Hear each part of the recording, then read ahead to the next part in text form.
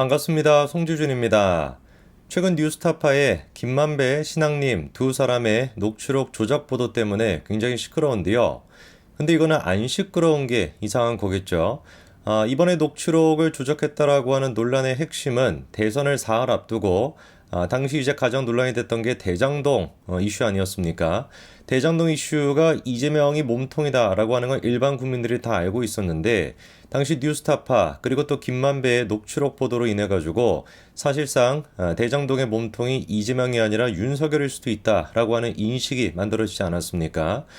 대선 기간 동안에 제일 컸던 이슈가 대장동인데 그 이슈의 중심에 있던 사람이 이재명에서 윤석열로 옮겨갔는데 그게 또 하필이면은 대선 사흘 전이었다라고 한다면 이것만큼 심각한 사안이 어디 있겠습니까? 그냥 뭐 상황을 조금 바꿔가지고 대한민국이 아니라 미국이었다. 트럼프랑 CNN 이 두 개가 만약에 CNN이 트럼프를 떨어뜨리겠다라는 목적으로 녹취록을 조작했다라고 하는 게 드러났다라면 어떻게 됐겠습니까? 미국 같은 나라에서는 뭐 벌금이나 이런 게 어마어마하기 때문에 제가 보기엔 뭐 1,000억 가까이 벌금 내고 그냥 바로 CNN이 망해버리지 않았겠어요. 지금의 뉴스타파 같은 경우는 어떻게 된 것인지 자기들이 맞을 그 형사처벌이 됐거나 벌금이 됐거나 이거에 벌벌 떨고 있는 것이 아니라 더 당당하게 나대고 있는 모습을 보여주고 있습니다. 그래서 제가 좀 궁금해졌습니다. 대선을 사흘 앞두고 그렇게나 대범한 짓거리를 할 수 있는 게 뉴스타파라고 한다면 지금 시점에서 뉴스타파가 또 어떤 수작을 부릴까 그게 좀 궁금해졌거든요. 온 국민들의 관심이 뉴스타파로 지금 쏠려 있고 뉴스타파가 폐간될 수도 있다라고 하는 위기 속에서 대선 사흘 전에 그랬던 것처럼 이번에는 또 어떤 식의 수작을 부릴까가 궁금해졌는데 야 진짜 눈에 보이는 행동을 똑같이 하고 있더라고요. 오늘 제가 영상을 통해서 뉴스타파가 최근에 또 한동훈 장관과 검찰을 상대로 해가지고 특집 보도를 한 것이 있는데 그 내용에 대해서 말씀을 드리고자 합니다. 자, 우선 일단 이번에 보도에 대해 가지고 언론사들이 보이고 있는 반응이 천차만별인데요. JTBC 같은 경우는 진작에 다음과 같이 사과 방송을 했고요. 그때 당시 어떤 식으로 왜곡 보도가 됐는지 그리고 사실은 어땠는지 이것까지 비교해 가면서 정정 보도를 한 상태입니다. 그에 반면에 JTBC 같은 경우는 사실상 인용 보도를 했다라고 볼 수가 있는 거고요. 원문을 가지고서 그거를 이제 조작 보도를 했다라고 하는 가장 주체는 뉴스타파 아니겠습니까? 그 사과를 지금 100번이라도 1000번이라도 JTBC보다 더 해야 되는 게 뉴스타파인데 오히려 뉴스타파는 어떤 모습을 보이고 있습니까? 사과한다라고 얘기하면서도 윤석열 정부 공세엔 단호히 맞설 것이다. 이따위 소리를 하고 앉아 있습니다. 도대체 윤석열 정부가 어떤 공세를 하고 있다는 것이고 자기들이 어떤 정치적인 탄압을 받고 있다는 겁니까?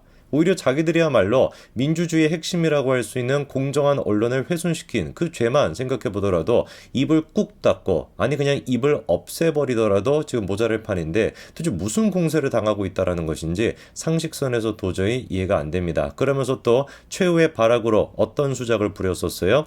뉴스타파가 녹취록의 원문을 공개하겠다 이렇게 또 했고요. 실제로 공개를 했습니다.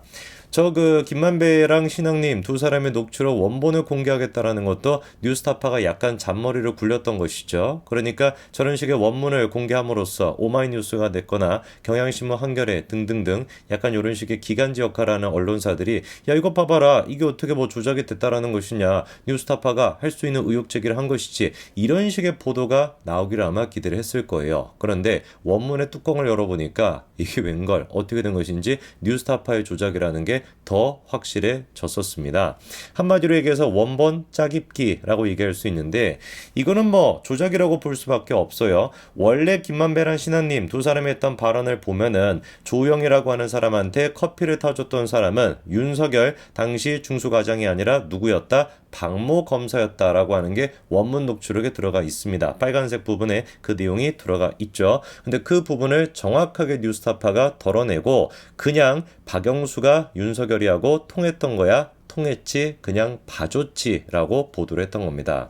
이거는 제가 보기에 뭐 짜깁기라고 할 수 있는 것이 아니라 그냥 사기극을 벌인 것이고 당연히 이 부분에 대해 가지고 책임을 져야 될 겁니다. 형사처벌뿐만 아니라 손해배상까지 물어가지고 미국처럼 미국의 한 절반 그 정도만 하더라도 제가 보기에 절반까지 한 10분의 1 정도만 제대로 이제 그 손해배상이 나오더라도 뉴스타파는 문을 닫을 수밖에 없을 겁니다. 검찰 또한 마찬가지로 뉴스타파랑 JTBC 두 언론사에 대해 가지고 압수수색을 진행을 했습니다. 직원들이 저렇게 뭐 떼거지로 나가가지고 정당한 법원의 영장까지 발부를 받은 검찰의 압수수색을 막아섰는데요. 그러면서도 뉴스타파가 이런 얘기를 했습니다. 무도한 윤석열 정권과 정치 검찰이 비판적 매체를 압살하기 위해 독립언론 어쩌고저쩌고 말도 안 되는 헛소리하고 앉아있는데 최소한의 언론으로서 자존심이나 양심이 있다라고 한다면 JTBC처럼 정확하게 사과 방송을 하고 입이라도 꼭 다물고 있는 거. 그래서 지금 MBC가 됐거나 등등등 언론사들이 그렇게나 대선 때 떠들어댔지만 이 문제에 대해서만큼은 침묵하고 있지 않습니까? MBC가 뭐 옛날에 뭐 여러 가지 이슈들처럼 뉴스에 몇 곡지나 할애를 해가지고 이 부분에 대해 가지고 언론 자유를 지금 뭐 침해하고 있는 것이다 그렇게 보도합니까? MBC조차도 그렇게 보도할 수가 없는 거 이거는 명백한 잘못이었기 때문에 명백히 보도해서는 안 되는 내용을 보도했던 진짜 언론 역사상 이렇게나 비참하고 이렇게나 부끄러운 적이 없었던 사건인 것인데 뉴스타파가 아직까지도 이렇게 설쳐되고 앉아 있습니다. 홈페이지 들어가 보니까 윤석열 정부의 뉴스타파 탄압 저렇게 지금 뭐 대문짝만하게 써놓고 있는데 뭐 계속 까불라고 하죠. 결국에 그 결론은 뉴스타파 폐간으로 끝날 테니까. 그리고 아까 제가 말씀을 드린 것처럼 이번에 또 뉴스타파가 특집 기사 비수령을 내놨습니다. 보니까 이런 내용이에요. 검찰 특수활동비의 비밀, 햄버거랑 공기청정기 뭐 이렇게 해놨는데 어떤 내용인지를 보니까 뉴스타파랑 세계시민단체 이름만 들어도 막 어지러질합니다. 세금 도둑 잡아라, 함께하는 시민행동, 정보공개센터 뭐 난리가 났습니다. 사상 처음으로 대검찰청과 서울중앙지검의 예산 자료를 받아내 세금 오남용을 밝혀내는 뭐 이런 프로젝트를 진행했다는 것이죠. 이미 이 부분에 대해서는 제가 몇 차례나 영상을 찍었기 때문에 평상시에 구독과 알람 설정까지 해놓으신 분들은 어떤 내용인지 알고 계실 거예요. 모르시고 계신다고 한다면 구독과 알람 설정 부탁을 드리고요.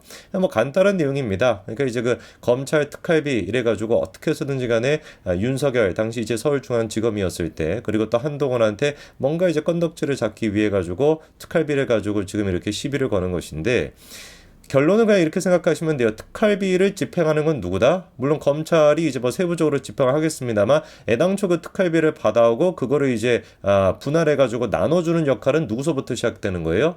법무부 장관부터 시작이 되는 겁니다. 그러면 질문 한동훈 장관이 됐거나 그리고 또 뭐 윤석열 지금 대통령이 됐거나 서울중앙지검장이었을 때 검찰에 있었을 때 그때 당시 법무부 장관은 누구였다? 박범계, 추미애. 그러니까 특활비 문제 같은 경우는 누구한테 따져야 되는 거예요? 박범계, 추미애한테. 근데 뭐 어제 뭐 이런 건 됐고요. 뭐 한번 보자고요. 이렇게나 지금 이제 폐간 위기에 놓여 있는 뉴스타파가 어떤 식으로 건덕지를 잡아가지고 지금 특활비에 문제가 있다라는지를 보니까 대단한 거를 잡아냈습니다. 특활비를 검찰이 어떻게 썼대요? 검사실 공기청정기 렌탈 비용으로 썼다라는 겁니다. 그 금액이 한 월 6만 원 정도가 된다는 것인데 이 부분에 대해서 김경일 회계사가 다음과 같이 그냥 정리를 하더라고요. 한마디로 실력이 모자란 것이다. 기사 쓰지 말아라. 시민단체 활동한다고 나대지도 말라는 것인데 자 이거를 이제 그 한마디로 뭐라고 정리를 하는지를 보니까 개정 재분류 오류라고 하는 거래요. 이게 뭐냐? 이문정이는 검사래. 근데 이제 검사인 이문정이가 언론인 이렇게 부르는 것도 개정 재분류의 오류라고 할 수가 있다라는 것이죠.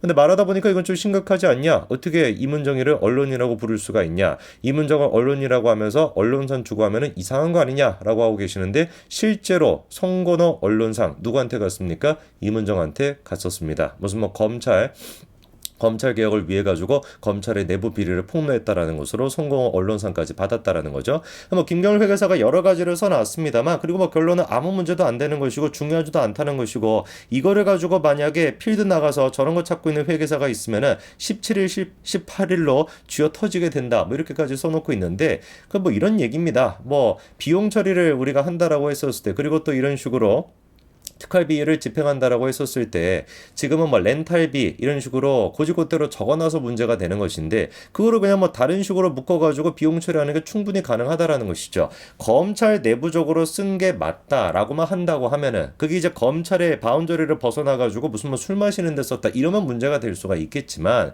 검찰 바운더리 내에서 집행을 했던 것인데 그거를 뭐 렌탈비라고 한다든지 아니면 뭐 검사의 어떤 그 뭐 운영비라고 한다든지 어떤 식으로 분류하냐에 그냥 문제가 되는 것 뿐인 것이지 바운더리 안에만 있으면 큰 문제가 안 된다라는 겁니다. 그러니까 그거를 우리가 이문정이 검사 같지도 않은 이문정이를 검사라고 부르는 수준, 그리고 또 그런 이문정이한테 송건 언론상을 주는 수준을 생각해 봤었을 때 이거는 진짜 하찮은 정도를 넘어서 가지고 한 톨의 먼지 정도밖에 안 되는 오류에 불과하다라는 것이죠.